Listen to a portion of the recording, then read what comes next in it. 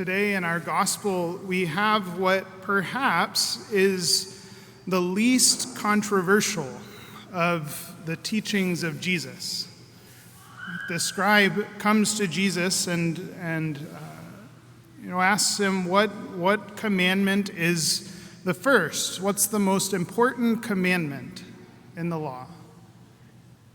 And we know Jesus answers, "Hear, O Israel, the Lord our God is Lord alone. You shall love the Lord your God with all your heart, soul, mind, and strength." This would have been not even a little bit controversial for a Jewish person in the time of Jesus, because that commandment, that law, that passage that we read for our first reading is among the most important of things for the Jewish people. It would be perhaps the Jewish equivalent of the Our Father for us, right? Something that they would have known by heart, been able to repeat just off the top of their head, on the tip of their tongue all the time. And in fact, in that passage that we read for our first reading today, where we have this prayer, what the Jewish people call the Shema, the passage continues for a few phrases after what we have in our reading today. In Deuteronomy we hear, "Hear, O Israel, the Lord our God is the Lord alone. Therefore you shall love the Lord your God with all your heart, with all your soul, and with all your strength. Take to heart these words which I enjoin on you today." And then the passage goes on for a little bit longer. And the writer of the book of Deuteronomy writes, "Drill them into your children. Speak of them at home or abroad, whether you are busy or at rest." In other words, for the people of Israel, these words, this commandment to love the Lord your God with all your heart, soul, mind, and strength, was always meant to be right at the front of their mind. And in fact, many of the most traditional Jewish people would wear what's called a phylactery. It was a little box with a scroll rolled up inside of it. And on the scroll was written this command, right? This prayer. And they would wear it around their head so that that box was right here on their forehead. So that at all times, wherever they went, whether they were at home or abroad, whether they were busy or at rest, right here, physically, at the front of their mind, at the front of their head, was this commandment: to love the Lord their God with all their heart, with all their soul, with all their mind, and with all their strength. And so when Jesus says that this is the first and the greatest commandment in the law, everyone would have said, "Yes, I agree." I think where many of us have a lot of trouble is recognizing that Jesus puts a hierarchy between these two commands today. He says the first is love the Lord your God with all your heart, soul, mind, and strength. And then he says the second is like it, to love your neighbor as yourself. I think for many of us it's hard to keep the first one first and the second one second, because it's hard sometimes to recognize God. It's hard to recognize sometimes his presence. We're blessed to have Jesus sacramentally present right here, right, in the Eucharist, every time we come to Mass, whenever we come to the church. But oftentimes, I think for us as humans, as limited human beings, it's hard for us to fully grasp God's omnipresence.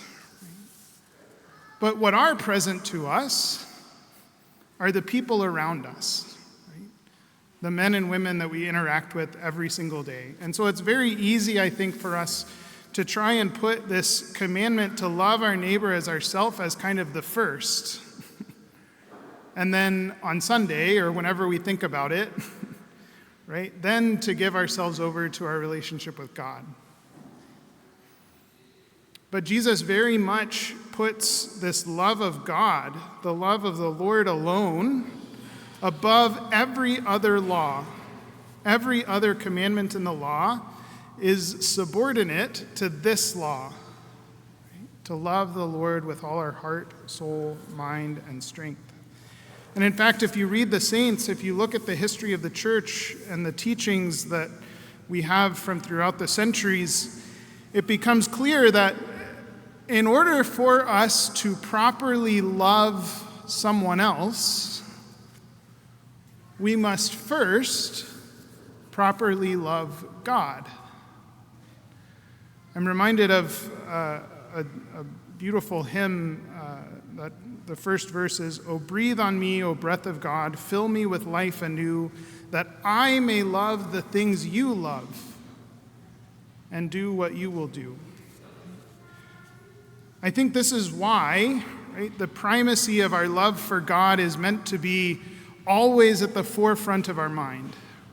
Because if we're truly giving ourselves over in love to the Lord, then we are going to necessarily begin to love the things that He loves.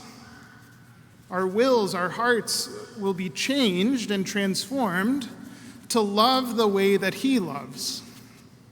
And when we begin to love the way that He loves, then necessarily we will begin to love others as we ought to love them, because God loves others perfectly.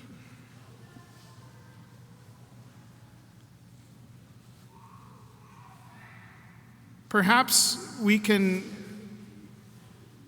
take from the scriptures today this reality, right? To always try and keep at the forefront of our mind the love that we are called to have for God and the love that God has for other people. Wherever we go, whoever we encounter, whatever situation we find ourselves in, if we can call to mind the love that we are meant to have for God and the love that God has for other people, it will help us to live the lives of holiness that we're called to. When we're sitting in traffic and that horrible person cuts me off, think about the love of God and think that the Lord loves that person. When your priest forgets to email you back, think about that the Lord loves that person, right? When your political opponent says the dumbest thing you've ever heard in your life, think about the love of God for that person. And ask the Lord to draw you deeper into His love so that you can love the things He loves and the people He loves and do what He would do, laying down His life for the good of those around Him.